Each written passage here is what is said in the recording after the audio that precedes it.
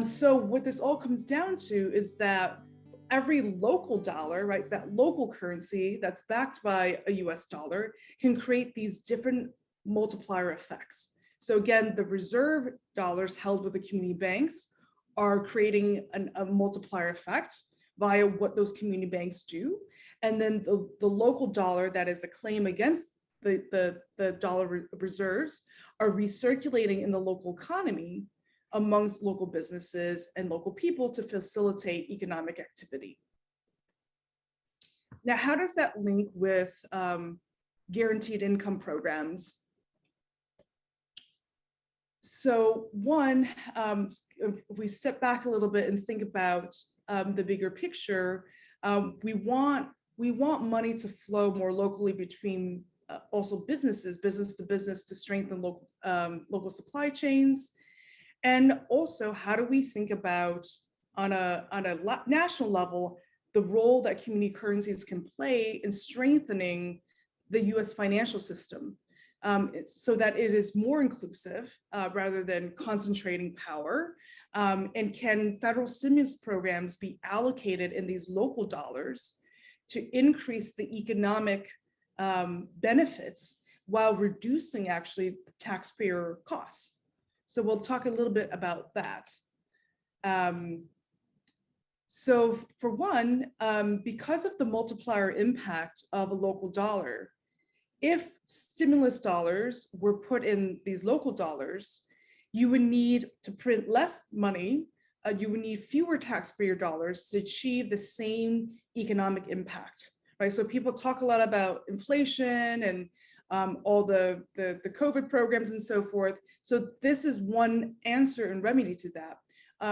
There has been a lot of studies that have put out showing how ineffective the PPP or the Paycheck Protection Program was, because so much of the money didn't go to local economies, but it went to large corporations, it went to the bosses, and it didn't go down to the people that needed it the most. So according to those studies, it costs the government something like close to $200,000, of between $160,000 and $200,000 to save one job, which we know can't be right because the average salary in the US is less than $60,000. So a lot of this money wasn't going to the right places.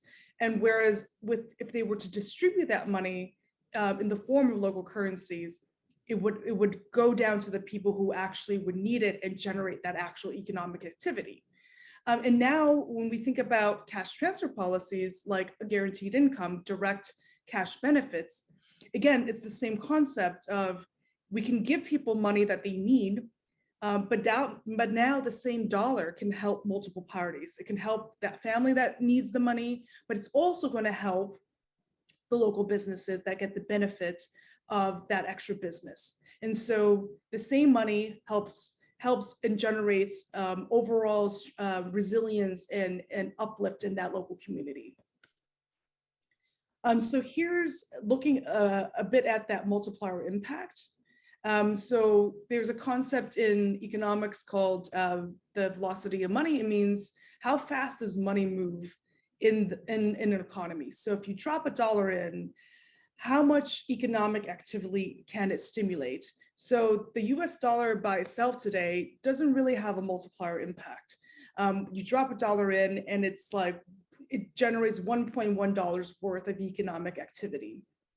Now, when you look at community currencies, the research has shown that community currencies, for all the reasons that we discussed before, can have a 3 to 4 times impact. So a local dollar into a local economy can generate $3 to $4 worth of local economic activity. So SNAP is the federal food stamp program.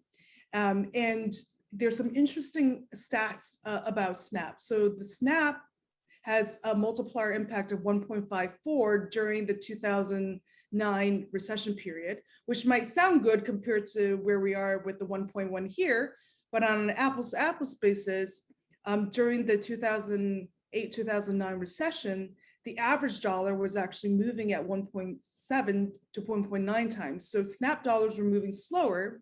And why is the reason for that? It's because 80% of SNAP dollars are spent with large corporations.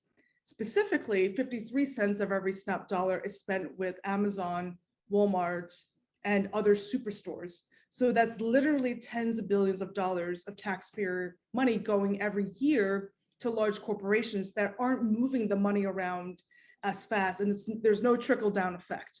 And that's a shame because 80% of SNAP merchants are actually small businesses, but the lion's share of the money isn't going to those local businesses, the corner shops and so forth. So again, if we were to give money in the form of these local dollars, the economic benefit would be 3 to 4 times as much.